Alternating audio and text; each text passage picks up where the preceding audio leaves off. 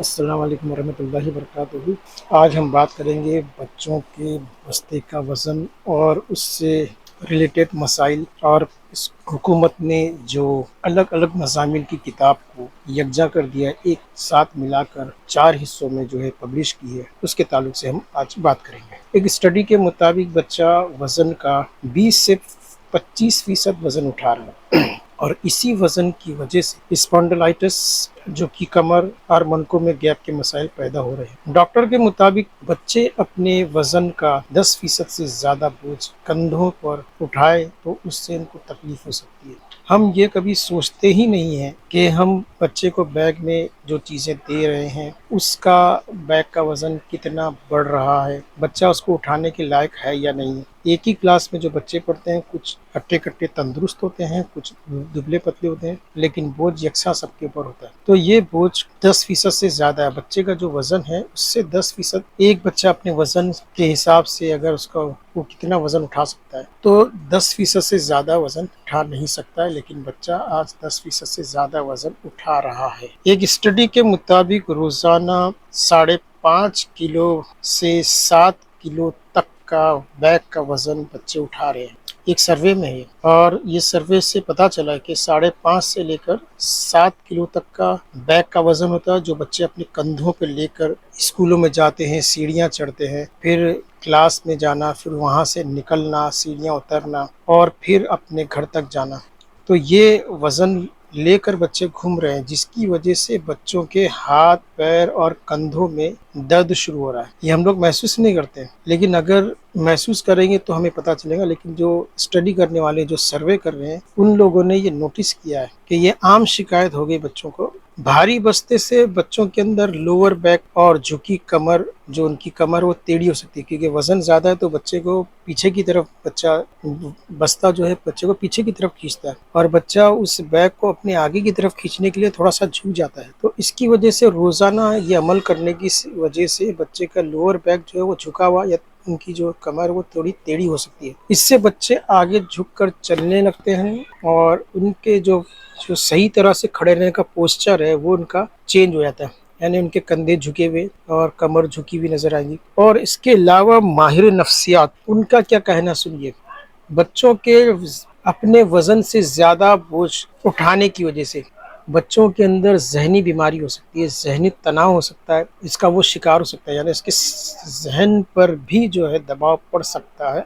اور ہم یہ سوچتے ہیں کہ بچہ اسکول جانے کے لیے بہانے بنا رہا ہے، لیکن یہ بوجھ جو ہے لاشعوری طور پر اس کو جو ہے ڈسٹرب کر رہا ہے، کندھوں پر برا اثر پڑتا ہے۔ اور اس کے علاوہ کچھ بچوں نے کیا کیا ہے، کالج کے بچے اور اسکول کے بچے بھی ایک کندھے پر بوجھ اٹھاتے، ایک کندھے پہ بیگ لے لیتے، اور ایک کندھے پہ بیگ لینے کی وجہ سے ان کو ون سائڈ پین شروع ہونے لگا ہے، ایک طرف کندھا جھکا ہوتا ہے اور ون سائڈ اس کا درد کا سلسلہ شروع ہوتا ہے۔ اس کو کہتے ہیں یک طرفہ درد یا پھر ون سائڈڈ پین۔ تو اس کی وجہ سے بھی بچے کا جو ہے درد کا سلسلہ شروع ہوتا ہے۔ اور سب سے بڑی خاص وجہ بچوں کی جو ان کو اندر مسائل پیدا ہوتے ہیں، اسپینڈلائزڈ جو ہے، وہ بچہ جتنا بھاری بیگ اٹھائیں گے آگے چل کر، ان میں اسپینڈلائزڈ کا جو مسئلہ ہے وہ بچے کے اندر آئے گا۔ اس کے علاوہ وزنی بیگ اٹھانے کی وجہ سے بچوں کے پھیپڑوں پر بھی، لنگس کے اوپر بھی دباؤ پڑتا ہے۔ بھاری اسکولی بستے سے بچوں کے پھیپڑوں پر دباؤ پڑتا ہے، اور ان کو سانس لینے میں دقت ہو سکتی ہے، اور اگر کبھی باقاعدہ اگر اس کو بچے کو سانس نہیں آئی ہے تو وہ بھی بہت خطرے کا باعث ہو سکتا ہے۔ تو یہ بیگ کا وزن جو ہمارے بچوں کے اوپر بڑھ رہا ہے، اس کی ایک وجہ یہ ہے کہ اسکول کی کتابیں، کاپی، اس کے علاوہ ٹیوشن کی کاپی، اور سب سے جو زیادہ وزن بڑھانے کی وجہ ہے وہ ہے بچوں کے اندر اسکول میں ورک بک کا خریدنا۔ بہت سارے اسکول اس بات پر زور دیتے ہیں کہ بچوں کو ورک بک خریدنا کمپلسری ہے، کیونکہ اسکولوں کا دکان والے کے ساتھ ایک سیٹنگ رہتی ہے کہ ورک بک آپ خریدوائیے، کیونکہ ٹیکسٹ بک اور نوٹ بک میں ان کو زیادہ فائدہ یہ دکان والوں کو نہیں ملتا ہے، ورک بک میں ان کی اچھی خاصی کمائی ہے۔ تو ورک بک ایک بڑا مافیا ہے، پبلیکیشنز والے بھی جو ہے ورک بک تیار کرتے ہیں، اور اس کے بعد پھر یہاں جو دکانوں پر ہے، اسکولوں میں جا کے وہ لوگ بولتے ہیں کہ آپ ورک بک خریدنا کمپلسری کرائیے. دکان والوں کو بھی اس کا فائدہ ملتا ہے کہ زیادہ ورک بک خریدی جاتی. آبجیکشن یہ ہے کہ اسکول والے اتنی ضد اتنے کمپلسری کر کے ورک بک خریدواتے ہیں لیکن اس ورک بک کو پورا نہیں کرواتے ہیں. 2-4 اسٹارٹ میں جو لیسن ہوتے ہیں اس کے تھوڑا بہت انہوں نے لکھا دیا بس، اس کے بعد وہ سال بھر کوری کی کوری رہتی ہے. اور یہ میں نے کئی انگلش میڈیم کے بچوں کی ورک بک میں نے دیکھا ہوں اپنی آنکھوں سے، بلکہ میرے رشتہ داروں میں بھی میں نے دیکھا ہوں کہ ورک بک تو ساری خرید لی، ہر سبجیکٹ کی خرید لی ہے، لیکن سوائے 2-3 چیپٹر کے اس کے آگے پوری ورک بک کوری کی کوری ہوتی ہے اور وہ پھینکنے میں جاتی ہے، وہ کسی کام کی نہیں. پھر جب اگلے سال بچہ اگلی کلاس میں آتا ہے تو یہ ورک بک میں 4-5 صفحے لکھے اس کو پھر کہتے ہیں کہ نہیں خریدو. تو اس طرح سے جو ہے ہر سال بچے کو ورک بک خریدوائی جاتی ہے، جو ورک بک کافی ضخیم ہوتی ہے اور بہت ہی کاسٹلی ہوتی ہے. تو یہ ورک بک مافیا جو ہے اس کی وجہ سے بچے کے بیگ کا وزن بڑھتا ہے. یہ اسکولوں کی طرف سے زور دیا جاتا ہے، کمپلسری ہے خریدنا.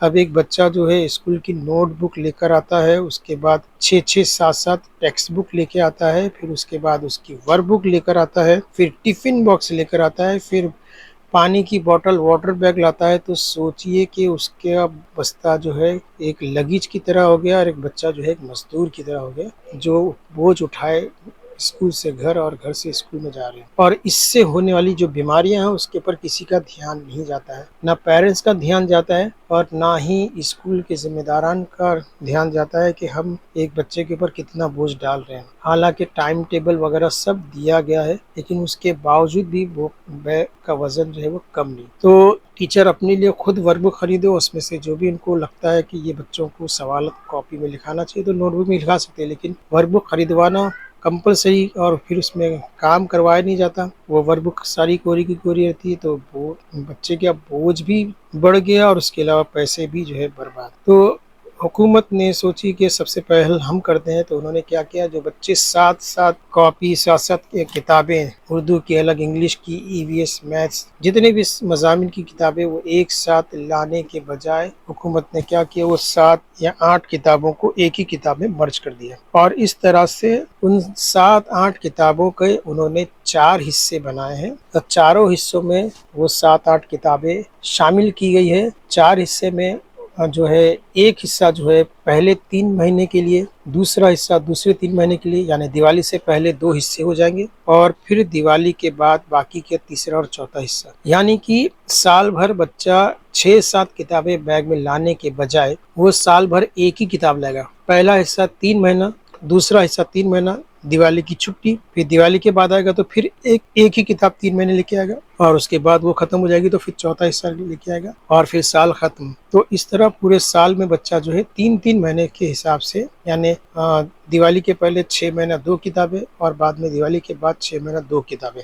اس طرح سے اس کے بیگ میں ایک ہی کتاب روزانہ وہ لے کر آئے گا. تو 6 کتابوں کی جگہ ایک کتاب لے کے آ رہا ہے، تو جس سے 5 کتابوں کا یا 7 کتابوں کا بوجھ بچے کا ہلکا ہو جائے گا. اس طرح سے حکومت نے تو پہل کر دی ہے کہ بس بچے کا بوجھ جو ہے وہ کم کر دیا، لیکن اب جو ہے اسکول والوں کی، والدین کی ذمہ داری ہے کہ بچے کا بیگ جو ہے وہ جس طرح سے سرکولر دیا اس طرح سے بچے کے بیگ کے وزن کا خیال رکھے. پہلی جماعت میں جو بچہ ہے اور دوسری جماعت میں جو بچہ ہے اس کے بیگ کا وزن 1.5 kg ہونا چاہیے، 1.5 کلو ہونا چاہیے، اس سے زیادہ نہیں. اور تیسری سے لے کے 5ویں تک جو بچے کے بیگ کا وزن ہے وہ 3 kg ہونا چاہیے، اس سے زیادہ نہیں. اور 6 سے 7ویں تک کے لیے 4 کلو کا وزن بیگ کا ہونا چاہیے. 8ویں سے 9ویں تک کے لیے 4.5 کلو. اور 10ویں جماعت کا جو بچہ ہے، جو بڑی کلاس کا بچہ، اس کے بیگ کا وزن میکسیمم 5 kg تک ہونا چاہیے. تو اس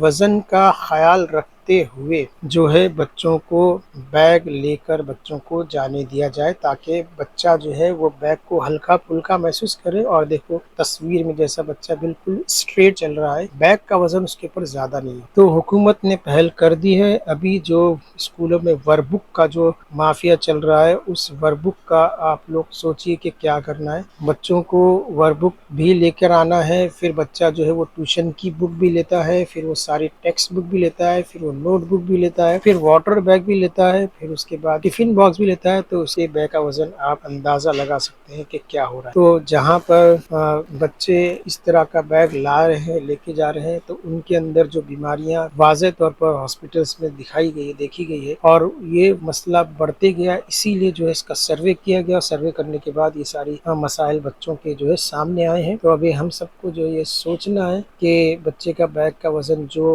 हुकूमत ने तय किया है, हम भी उसी के हिसाब से बैग का वजन कम करें। और जो किताबें हैं वो जिस तरह से सारी किताबों को मर्ज करके एक किताब में 4 हिस्सों में जो है इसको तब्दील किया गया है, मैं उसका वेलकम करता हूँ। मेरे ख्याल में आप लोगों को ये वीडियो समझ में आ गया हो कि मैं किन मसाइल के बारे में बात कर रहा हूँ। बोझ बढ़ने की वजह यही है कि बच्चे अपने बैग में रेनकोट भी डाल देते हैं, ट्यूशन की बुक भी डाल देते हैं, और सारी वर्क बुक भी डाल देते हैं, टेक्स्ट बुक भी डाल देते हैं, नोट बुक भी डाल देते हैं। तो वजन को कहाँ कहाँ से कम किया जाए, कट किया जाए, ये मैंने आपको बता दिया है। इंशाल्लाह अब मेरे वीडियो को देखने का पेरेंट्स या टीचर्स अगर इस वीडियो को देख कर उनके बात समझ में आ गई, तो बच्चों के बैग के वजन को कम करने में सपोर्ट करेंगे, ताकि बच्चे खुशी खुशी स्कूल आएँ और खुशी खुशी घर जाएं, और उनको कोई जहनी तनाव या उनकी कमर या कंधे झुके हुए ना हो।